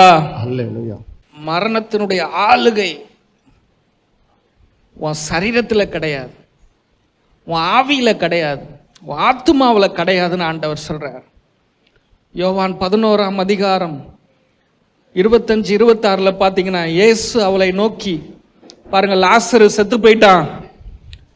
ஆண்டவர் மார்த்தாள்கிட்ட கேட்கிறாரு, மார்த்தாளே, உன் சகோதரனை நான் உயிரோடு எழுப்புவேன், கவனிக்கிறீங்களாங்க? செத்து போன உன்னுடைய சகோதரனை உயிரோடு எழுப்ப நான் வந்திருக்கிறேன் அப்படின்றார். ஆமென். அவ சொல்றா, ஆண்டவர் சொல்றார் அவளை நோக்கி, நானே உயிர்த்தெழுதலும் ஜீவனுமாக இருக்கிறேன். சொல்லுங்க பார்க்கலாம். என் அப்பா, என் அப்பா, ஏசப்பா, ஏசப்பா உயிர்த்தெழுதலும் ஜீவனுமா இருக்கிறார். உயிர்த்தெழுதலும் ஜீவனுமா இருக்கிறார். எங்க இருக்கிறாரு? நமக்குள்ள இருக்கிறாரு. உனக்குள்ள இருக்கிறார். ஆமென். உனக்குள்ள இருக்கிற அப்பா உயிர்த்தெழுதலும் ஜீவனுமா இருக்கிறார். ஆமென். என்னை விசுவாசிக்கிறவன் மரித்தாலும் பிழைப்பான். ஆமென். ஏன் தெரியுமா? உனக்குள்ள நான் உயிர்த்தெழுதலும் ஜீவனுமா இருக்கிறேன். ஆகையால நீ என்னை விசுவாசினா மரிச்சாலும் நீ திரும்ப உயிரோடு வருவ. ஆமென். இந்த வார்த்தைய இயேசு உயிர்த்தெழுந்த பின்பு சொன்னாரா, மரிக்கிறதுக்கு முன்னாடி சொன்னாரா? என்னங்க இவ்வளவு யோசிக்கிறீங்க? முன்னாடி. மரிக்கிறதுக்கு முன்னாடி சொன்னார். இயேசு சிலுவையில மரிக்கிறதுக்கு முன்னாடியே இயேசு கிறிஸ்துவுடைய வல்லமை எப்படி இருக்குன்னா உயிர்த்தெழுதலும் ஜீவனுமா இருக்குது. அவர் எப்படி இருக்கிறார்னா, அவரை விசுவாசிச்சா மரிச்சாலும் பிழைக்கிற வல்லமையா இருந்தாரு. இந்த இடத்துல அவர் சொல்லும் போது புதிய உடன்படிக்கை இன்னும் அவர் ஏற்படுத்தல. இன்னும் நியாயப்பிரமாண காலத்துல தான் அவர் இருக்கிறாரு. நியாயப்பிரமாண காலத்துல வாழ்ந்த அந்த லாசரு குடும்பத்துக்கு ஆண்டவர் மரித்தாலும் நீ பிழைப்பான்னு சொன்னார்னா, இன்றைக்கு இயேசு மரித்து மூன்றாம் நாள் உயிரோடு எழுந்திருக்கிறார். அவர் உயிர்த்தெழுதலும் ஜீவனுமாய் உங்களுக்குள்ள வாசம் பண்றார்னா, அந்த லாசருக்கு இருந்த கிருபையோட உன் மேல எவ்வளவு அதிக கிருபையுள்ளவராக, இரக்கமுள்ளவராக, அன்புள்ளவராக இருக்கிறார். கைகளை தட்டி ஆண்டவருக்கு நன்றி சொல்லு. கோடி நன்றி சொல்லுவோம்,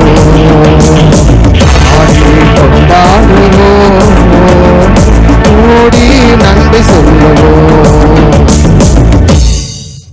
எத்தனை பேருக்கு நான் சொல்றது புரியுது? ஆமென். இந்த வசனத்துக்கு சொந்தக்காரர்கள் நாம். ஆண்டவர் சொல்றாரு, ஆமென். உயிரோடு இருந்து என்னை விசுவாசிக்கிறவன் எவனும் என்றென்றைக்கும் அறியாமல் இருப்பான். சொல்லுங்க பார்க்கலாம். உயிரோடு இருந்து. உயிரோடு இருந்து யார் தெரியுமா சொல்லணும்னு விரும்புறேன்? இப்போ உயிரோடு இருக்கிறவங்க மட்டும் சொல்லணும்னு விரும்புறேன். செத்தவங்க சொல்ல வேணாம். நான் யாரையுமே பார்க்க போறது இல்லை. இங்க ஹிட்லர் ஆட்சி நடக்கல, யாரெல்லாம் வாயை திறக்கல. ஜீவனை பேசுற நீ ஜீவனை தெரிந்து கொண்டா வாழ போற, இல்லைன்னா சாகிற வரைக்கும் சர்ச்சில் உட்கார்ந்து இருக்க போறீங்க. அவ்வளவுதான். வாழ மாட்டீங்க. ஏன்னா நீங்க ஜீவனை தெரிந்து கொள்ளல. எத்தனை பேர் உயிரோடு இருந்து சொல்லுங்க, உயிரோடு இருந்து, உயிரோடு இருந்து என்னை விசுவாசிக்கிறவன் எவனோ, விசுவாசிக்கிறவன் எவனோ என்றென்றைக்கும் என்றென்றைக்கும் மறியாமல் இருப்பான். அறியாமல் இருப்பான். அல்லேலூயா, அல்லேலூயா. இந்த வசனத்துக்கு என்னங்க விளக்கம் வேணும்? ரோட்ல போறவங்கிட்ட சொன்னா கூட புரியும். அவ்வளோ தெளிவா பேசிட்டார். ஆமென். இன்னும் வியாதியை குறிச்சுக்கிட்டு பிரச்சனையை குறித்து நீங்க பேசுனீங்கன்னா ஆண்டவர் சொல்றாரு, இவ்வளோ உனக்கு சத்தியம் சொல்லியாச்சு, நீ விசுவாசிக்கலன்னா உன்னை என்னாலே காப்பாற்ற முடியாதுன்னு சொல்வார் ஆண்டவர். எத்தனை பேர் ஆமென் சொல்றீங்க? ஆமென். பாருங்க, இதை விசுவாசிக்கிறாயா அப்படின்னு கேட்கிறார் ஆண்டவர். சொல்றார் மாத்தாள்கிட்ட, உயிரோடு இருக்கிற, இப்ப உயிரோடு இருக்கிறீங்களா நீங்க, என்னை விசுவாசிங்கன்னா என்னைக்கும் மரணத்தையே காணாம வாழ முடியும். ஏன்னா நான் ஜீவாப்போம். மார்த்தாலே, இதை நீ விசுவாசிக்கிறியா அப்படின்னு கேட்கிறார். இன்னைக்கு உங்களையும் என்னையும் பார்த்து கேட்கிற, இதை விசுவாசிக்கிறியா? பக்கத்துல கேளுங்க. நான் கேட்கலங்க. எங்கப்பா 26 போடு பாருங்க. இதை பக்கத்துல இதை விசுவாசிக்கிறியா? இதை விசுவாசிக்கிறீங்களா? எத்தனை பேர் விசுவாசிக்கிறீங்க? என்ன விசுவாசிக்கிறீங்க கேளுங்க. என்ன விசுவாசிக்கிறீங்க? விசுவாசிக்கிறவங்க, அவர் கிருபையில செய்து முடிச்சதை விசுவாசிக்கிறவங்க நீங்க மரிக்க மாட்டீங்க. ஆமென். யார் சொன்னா? இத இயேசு சொன்னார். யார் சொன்னா? இயேசு சொன்னார். பாஸ்டர் சொன்னா நீங்க செத்துருவீங்க. இது சொன்னது யாரு? ஏசப்பா. நம்ம எல்லாருக்கும் ஏசப்பா சொல்லி இருக்கிறாரு. நான் ஒரு பைபிள் வச்சுக்கிறேன். இந்த பைபிள் என்ன தெரியுமா? இயேசு சொன்ன வார்த்தைலாம் ரெட் கலர்ல இருக்கும். சில நேரம் இந்த ரெட் கலர் வார்த்தையை மட்டும் படிப்பேன், ஏன்னா அது பவர்ஃபுல்லானது. ஆமென். ஆமா, நீங்க தான் இலவச பைபிளை தானே விரும்புறீங்க. இலவச பைபிள் எல்லாம் ரெட் இருக்காது. யோவான் 6:35 பார்த்தீங்கன்னா, இயேசு அவர்களை நோக்கி, ஜீவாப்பம் நானே, என்னிடத்தில் வருகிறவன் ஒரு காலமும் பசி அடையான், என்னிடத்தில் விசுவாசமாக இருக்கிறவன் ஒரு காலமும். இதை நான் ஏற்கனவே சொல்லிட்டேன் இல்லையா முதல்லையே. உங்களுக்கு வாழ்க்கையில், ஆவிக்குரிய வாழ்க்கையில், உலக காரியத்தில் ஒரு குறைவு கூட இருக்காது. இந்த காலை வேளையில் நான் சொல்கிறேன், ஆண்டவரை விசுவாசிங்க, உங்களை அவர் கடைசி வரைக்கும் கைவிட மாட்டார். ஆமென். இறுதி வரை உங்களை நடத்துவார். ஆமென். இறுதி வரை, கடைசி வரை கைவிடாமல் உனக்கு நல்ல தகப்பனாக, தாயாக இருந்து உன்னை ஆசீர்வதித்து ஆரோக்கியத்தோடு உன்னை வாழ பண்ணுவார். கைகளை தட்டி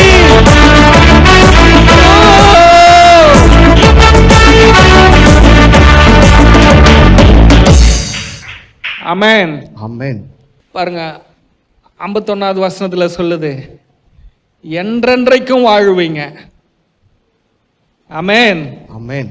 என்றென்றைக்கும்னா இயேசு இந்த பூமியில வந்து பரலோகம் கூட்டிட்டு போற வரைக்கும், ரகசிய வருக வரைக்கும் இந்த பூமியில நீங்க வாழ்வீங்க. ஆமென். ஆமென். 54 சொல்லுது, என் மாம்சத்தை புசிச்சு என் ரத்தத்தை பானம் பண்ணுகிறவனுக்கு நித்திய ஜீவன் உண்டு, நான் அவனை கடைசி நாட்களில் எழுப்புவேன். கடைசி நாள்ல எழுப்புவார். இந்த கடைசி நாள்ல நம்ம இப்படி விசுவாசிக்கலாம், இயேசுவின் ரத்தத்தையும் இயேசுவனுடைய சரீரத்தையும் புசித்து பானம் பண்ற ஒரு விசுவாசி செத்து போயிட்டாங்கன்னா, நம்ம போய் அவங்களுக்கு ஜெபம் பண்ணோம்னா ஆண்டவர் இந்த கடைசி நாள்ல எழுப்பிடுவார். ஆமென். நம்ம வாழ்றது இந்த கடைசி காலம். எத்தனை பேர் ஆமென் சொல்றீங்க? ஆமென். நான் இதை பண்ணினேன். இங்க ஒரு தம்பி செத்து போயிட்டான். போயிட்டு நான் போய் அந்த அந்த ஐஸ் பெட்டியில வச்சு கை வச்சு ஜெபம் பண்ணி, டேய் எலும்புடா அப்படின்னு சொல்லிட்டு வந்துட்டேன். ஆரம்பம் தான், ஆனா நிச்சயமா ஆண்டவர் இப்படி எழுப்ப போறாரு. எத்தனை பேர் ஆமென் சொல்றீங்க? விசுவாசிக்கிறீங்களா? ஆமென். ஆமென். பாருங்க, 57வது வசனம் சொல்லுகிறது, ஜீவனுள்ள பிதா என்னை அனுப்பினது போலவும் நான் பிதாவினால் பிழைத்திருக்கிறது போலவும். பாருங்க, இயேசுவை பிதா அனுப்பினாராம்.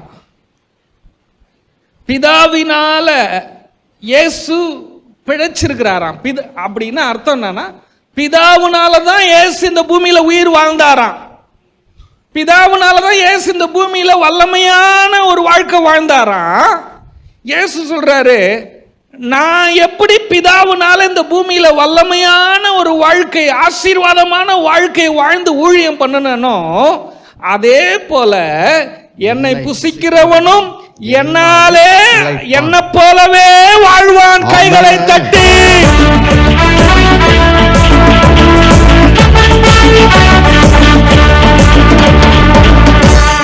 அல்லேலூயா. அல்லேலூயா. எத்தனை பேருக்கு புரிஞ்சிச்சு நான் சொன்னது? 58வது வசனம் பாருங்க. அதான் இல்ல நான் என்ன சொல்ல வரேன்னா, இந்த மன்னாவை அவங்க புசிச்சாங்க, அவங்க செத்துட்டாங்க. ஆனா இந்த அப்பத்தை புசிக்கிறவன் எவனோ என்றென்றைக்கும் வாழ்வான். ஆமென். ஆமா. இப்போ யோவான் 5:24 வசனம், என் வசனத்தை கேட்டு என்னை அனுப்பினவரை விசுவாசிக்கிறவனுக்கு நித்திய ஜீவன் உண்டு. இயேசுவை யாரெல்லாம் விசுவாசிக்கிறாங்களோ அவங்களுக்கு நித்திய ஜீவன் உண்டு. அவன் ஆக்கினை தீர்ப்புக்கு உட்படாமல். அப்படின்னா என்ன அர்த்தம்னா, இயேசுவின் சரீரத்துக்கு நீங்க சொந்தக்காரரா இருக்கிறதுனால நீங்க தண்டனைக்குரிய இடத்துல நீங்க இல்ல. ஆக்கினை எந்த குற்றச்சாட்டும் உங்க மேல வைக்க முடியாது. உங்களுக்கு இந்த உலகத்தினுடைய நீதிகள் தீர்ப்புகள் ஒன்றும் உங்களுக்கு செல்லாது அப்படின்னு சொல்றார். ஏன்னா நீ ஏன் பிள்ளை. ஆமென். ஆமென். இயேசு பூமியில் இருக்கும்போது காசு எடுத்துட்டு வந்து கொடுத்தாங்க. உங்க சீஷருங்க வரி கட்ட மாட்டேங்கிறாங்க. அந்த காசு வாங்கி பார்த்தாரு, ரெண்டுத்தையும் திருப்பி பார்த்தாரு. ஏன் தெரியுமா கொண்டு வந்தாங்க? இயேசு இந்த பூமிக்குரியவர் இல்லை, இவர்கிட்ட இதை எப்படி புரிய வைக்கிறதுன்னு வந்தாங்க. அவனுக்கு தெரிஞ்சிச்சு, இவர் பூமிக்குரிய சட்டத்துக்குரியவர் கிடையாது, இவர் மேலானவர். அவனுக்கு அது புரிஞ்சிச்சுன்னா உனக்கு புரிஞ்சிச்சா? உங்களுக்கு எத்தனை பேருக்கு புரிஞ்சிச்சு? நானும் இந்த பூமிக்குரிய ஆள் கிடையாது, எனக்கு இந்த சட்டம்லாம் கிடையாது, இந்த உலகம் என்னை தண்டிக்க முடியாது, ஏன்னா என் அப்பா என்னை நீதிமான் ஆக்கிட்டார், பரிசுத்தவான் ஆக்கி பூரணமாக்கிட்டாரு. ஒரு பாஸ்டர் சர்டிபிகேட் கொடுக்குறாரு, சுமதி அம்மா கலையே பூரணமாக்கப்பட்ட நீதிமான் அப்படின்னா இந்த சர்டிபிகேட்ஸ் எல்லாம் போயிடும். உங்களுக்கு யார் சர்டிபிகேட் கொடுத்தா? இயேசு கொடுத்துருக்கு. எத்தனை பேர் அந்த சர்டிபிகேட் வாங்கியிருக்கிறீங்க? நான் வாங்கியிருக்கிறேன். ஆமென். அதனால உங்களுக்கு தண்டனைன்ற இடத்துலயே நீங்க இல்ல, தண்டனையே கிடையாது. ஆமென். அவருடைய கிருபைக்குள்ள இருக்கிறவங்களுக்கு இந்த பூமியில வாழும் போதும் தண்டனை இல்லை, பரலோகத்துக்கு போய் நியாய தீர்ப்பு இல்லை. தைரியமா நான் இந்த செய்தியை பதிவு பண்றேன். அவருடைய கிருபையை யாரெல்லாம் கனப்படுத்துறீங்களோ அவங்களுக்கு பூமியிலையும் பரலோகத்திலையும் நியாய தீர்ப்பு கிடையாது. உனக்கு ஒரு ஜட்ஜ்மெண்ட் கூட கிடையாது. அவர் மனவாட்டியா அவர் கூட நீ இருக்க போற. அடுத்தது மரணத்தை விட்டு நீங்கி. என்ன வார்த்தைங்க! ஆண்டவர் கை தட்டுங்க. அல்லேலூயா. மரணத்தை விட்டு நீங்கின வாழ்க்கை சொல்லுங்க பார்க்கலாம். தலையில என் வாழ்க்கை மரணத்தை விட்டு நீங்கின வாழ்க்கை. ஆமென். ஆமென். வியாதிக்கு பல பேர் இருக்குல்ல, ஆண்டவருக்கு அந்த வியாதிக்கு பேர் என்னன்னா மரணம். அவருக்கு ஒண்ணுதான் தெரியும். நீங்க 1000 வியாதியை சொல்லுவீங்க, ஆனா ஆவிக்குரிய பார்வையில அது எல்லாம் மரணம். உங்க வாழ்க்கையில 1000 பிரச்சனை சொல்வீங்கல்ல, ஆனா ஆவிக்குரிய பார்வையில அந்த எல்லா பிரச்சனைக்கும் ஒரே பேரு மரணம். ஆண்டவர் சொல்லியிருக்கிறாரு, என்னுடைய சரீரத்தை புசித்து என் இரத்தத்தை பானம் பண்ணி என்னுடைய புதிய உடன்படிக்கை கனப்படுத்தி கீழ்ப்படுகிறவர்களுக்கு மரணத்திலிருந்து விலக்கப்பட்ட ஒரு வாழ்க்கையை தரேன்னு சொல்றார். ஆமென். இந்த காலை வேளையில நீங்க இந்த பெரம்பலூர்லயே ஒரு உயர்தரமான கர்த்தருடைய வார்த்தையை நீங்க கேட்டுட்டு இருக்கிறீங்க. ஆமென். ஆமென். அடுத்தது ஜீவனுக்கு உட்பட்டிருக்கிறான் என்று மெய்யாகவே உங்களுக்கு சொல்லுகிறேன். ஜீவனுக்கு உட்பட்டிருக்கிறான் அப்படின்னா என்ன அர்த்தம்? கிறிஸ்துவுக்குள் வாழ்கிறான், திரித்துவ தேவனுக்குள் வாசம் பண்ணுகிறான். ஆமென். ஆமென். ஆமா, ஜீவனுக்குள்ளவங்களை வச்சிருக்கிறார். மரணம் இருக்கிற இந்த பூமியில நீ வாழ்ந்தாலும், ஆனா நீ வாழ்ற வாழ்க்கை என்னன்னா கிறிஸ்துவின் ஜீவனுக்குள்ளே. ஆமென். ஆமென். என்னுடைய வேத வார்த்தை என்ன சொல்லுது? கிறிஸ்துவுக்குள்ள தேவனால நான் மூடி மறைக்கப்பட்டிருக்கிறேன் என்று வேதம் சொல்லுகிறது. அப்படித்தானே சொல்லுது இல்ல? கிறிஸ்துவுக்குள் என்னுடைய ஜீவன் மறைக்கப்பட்டிருக்கிறது. தேவன் கிறிஸ்துவினால நம்மளை மூடி மறைச்சு வச்சிருக்கிறார். உங்களை எந்த மரணமும் தொட முடியாது, வியாதி தொட முடியாது, பிரச்சனை தொட முடியாது. ஆமென். ஆமென். அப்படிப்பட்ட ஒரு உயர்ந்த ரகத்துல நீ வாழ்ற, உயர்தரமான வாழ்க்கையில வாழ்ற, ஹை குவாலிட்டியான வாழ்க்கையில வாழ்ற. இந்த உலகத்துல எவ்வளவு பெரிய அரசியல் அதிகாரியாக இருந்தாலும், அரசியல்வாதியாக இருந்தாலும் யாரும் நெருங்க முடியாத அளவுல போலீஸ் பாதுகாப்பு மட்டும்தான் கொடுக்க முடியும். ஆனால் தேவன் உனக்கு கொடுத்த வாழ்க்கை ஜீவனுக்குள்ள வாழ்றது, எந்த வியாதியோ எந்த பொல்லாத பிசாசின் கிரியையோ ஒன்றும் உன்னை தொட முடியாது. பழைய உடன்படிக்கையில பழைய ஏற்பாட்டு காலத்துல யோபுனுடைய குடும்பத்தை தேவன் வேலி அடைத்து பாதுகாத்தாராம். அந்த வேலிக்குள்ள எந்த தீங்கும் உள்ள போகலையாம். பிசாசு உள்ள பூர்ணுன்னு அவ்வளோ கஷ்டப்பட்டுருக்கிறான், போக முடியல. கடைசியில் அவன் என்ன பண்ணான் தெரியுமா? ஆண்டவுட்டே போனான். நீங்கள் என்னங்க அவன் வாழ்க்கையில் போய் எதையாவது ஒன்றை கெடுக்கலாம் அழிக்கலான்னு பார்க்குறேன், அவன் வாழ்க்கைக்குள்ளே போகவே முடியல, நீங்கள் எனக்கு ஒரு அனுமதி கொடுங்கன்னு கேட்டுட்டு தான் போனான். இப்போ புதிய உடன்படிக்கையில் நீங்கள் வாழ்றீங்க, உங்கள் வாழ்க்கையில் பிசாசு போக முடியுமா? முடியாது. எத்தனை பேர் நான் சொன்ன இந்த கருத்தை புரிஞ்சுக்கிட்டீங்க? பழைய ஏற்பாட்டிலேயே பழைய உடன்படிக்கையிலேயே இயேசு சிலுவையில் மரிக்கிறதுக்கு முன்னாடியே தேவன் ஒரு குடும்பத்தை இப்படி பாதுகாப்பார்னா, இயேசு மரித்து உயிர் தெழுந்து புதிய உடன்படிக்கையில கிருபையில சகலமும் செய்து முடிக்கப்பட்ட வாழ்க்கையில நீங்க வாழ்றீங்களே, உங்க வாழ்க்கையில தீமை நுழைய முடியுமா? மரணம் நுழைய முடியுமா? வியாதி நுழைய முடியுமா? சத்துரு நுழைய முடியுமா? சாத்தா நுழைய முடியுமா? பிசாசு நுழைய முடியுமா? முடியாது. ஆமா, இது புரிஞ்சிருச்சுன்னா அவ்வளவுதான். இதுக்கு தான் இவ்வளவு ஜீவனை போட்டு கத்திட்டு கிடக்குறோம் நாங்க. ஆமென், ஆமென். எத்தனை பேர் சந்தோஷமா இருக்கிறீங்க? அல்லேலூயா. ஆமா, இப்படிப்பட்ட இந்த ஆசீர்வாதமான வாழ்க்கையை தேவன் எபேசியர் 2:8-9 சொல்லுது, கிருபையினால விசுவாசத்தை கொண்டு ரட்சிக்கப்பட்டீர்கள், இது உங்களால் உண்டானதல்ல, தேவனுடைய ஈவு. நீங்க கிரியை செஞ்சு உபவாசம் போட்டு ஜெபிச்சு இப்படிப்பட்ட ஆசீர்வாதத்தை நீங்க உங்களால பெற முடியாது. தோப்பு கர்ணம் போட்டாலும் குட்டி கர்ணம் போட்டாலும் உலகத்தையே சுத்தி வந்தாலும் இந்த ஆசீர்வாதத்தை இவ்வளவு நேரம் பேசினேன் அதை உங்களால பெற்றுக்கொள்ள முடியாது. ஏன்னா கிருபையினால விசுவாசத்தை கொண்டு ரட்சிக்கப்பட்டீர்கள், இது உங்களால் உண்டானதல்ல, தேவனுடைய ஈவு, இலவசமா கொடுக்கப்பட்டது. ஒருவரும் பெருமை பாராட்டாதபடிக்கு இது கிரியைகளினால் உண்டானதல்ல. ஏன் தெரியுமா ஆண்டவர் அப்படி செஞ்சாரு? ஒருத்தவன் ரொம்ப ஜெபம் பண்ணி தான் இப்படிப்பட்ட அந்த ஜீவனை, அவன் மரணத்தை பார்க்காத ஒரு வாழ்க்கையை வாழ முடியும்னு ஒரு சட்டத்தை வச்சிருந்தாருன்னா, நிறைய பேர் அப்படியே இடைவிடாம உபவாசம் பண்ணி இடைவிடாம துதிச்சு பாடி அப்படி பிரேயர்லயே உட்கார்ந்து அப்படியே ஊழியத்தை செஞ்சு ஹார்ட் ஒர்க் பண்ணி இந்த ஆசீர்வாதத்தை வாங்கிடுவானே. அப்படி ஒருத்தனும் வாங்கிடக்கூடாது அப்படின்றதுக்காக ஒருவனும் பெருமை பாராட்டாதபடி இது கிரியைகளினால, இது ஒருத்தனுடைய செய்கைகளினால இந்த ஆசீர்வாதத்தை பெற முடியாது. இவ்வளவு நேரம் பேசினேன், இந்த ஆசீர்வாதங்களை ஒரு மனுஷனும் தன்னுடைய செய்கைகளினாலே, வேலைகளினாலே, ஊழியத்தினாலே, அவன் கொடுப்பதினாலே, அவனுடைய எந்த கிரியைகளினாலும் இதை அவனால் பெறவே முடியாது. ஏனென்றால் இலவசம், அவருடைய கிருபை, அவருடைய ஈவு. கைகளை தட்டி ஆண்டவருக்கு நன்றி சொல்லுங்க. ஆமென், ஆமென், ஆமென். எத்தனை பேர் சந்தோஷமா இருக்கிறீங்க?